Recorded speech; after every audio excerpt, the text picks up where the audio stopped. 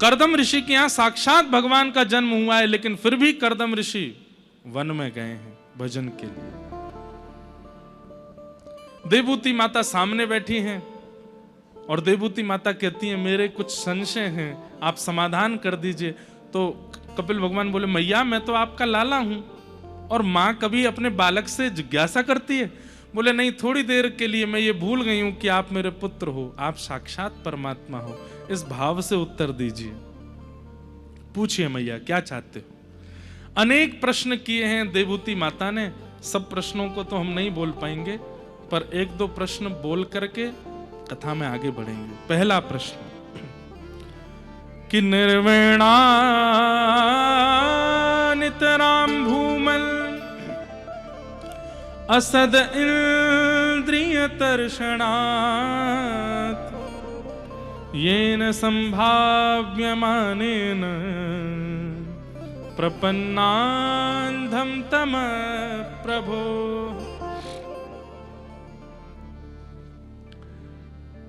क्या प्रश्न है?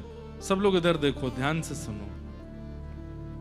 हे नाथ, हम अपनी इंद्रियों की इच्छा पूरी करते करते हार चुकी हैं, पर हमारी इच्छाएं पूरी नहीं होती। जीव को कितना भी खिला दो, जीव की इच्छा पूरी हो जाती है? नहीं होती।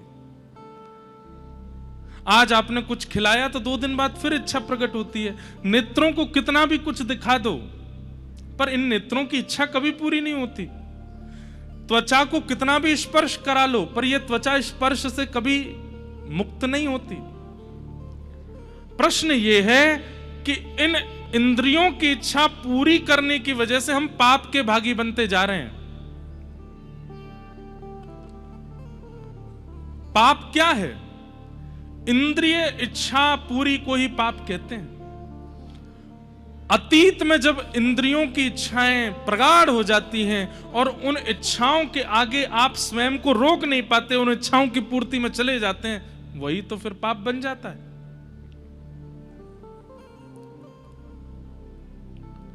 हम ऐसा क्या करें जिससे हमारी इंद्रियों की इच्छाएं समाप्त हो जाएं, सामान्य हो जाएं, या फिर इच्छा प्रकट ही ना हो? यह प्रश्न है देवभूति माता का। ऐसा उपाय बताइए जिससे हमारी इंद्रियां तृप्त हो जाएं और फिर पुनः कभी इच्छा प्रकट ना हो।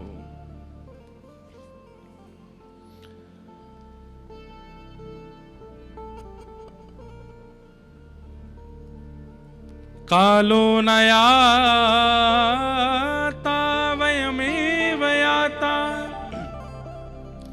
भोगा न भुक्ता वयमेव भुक्ता तपो न तप्ता वयमेव तप्ता। कालो न याता वयमेव याता तृष्णा न जीर्णा वयमेव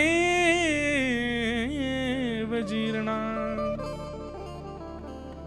एक शास्त्रीय बात है, भोगा न भुक्ता वयमेव भुक्ता।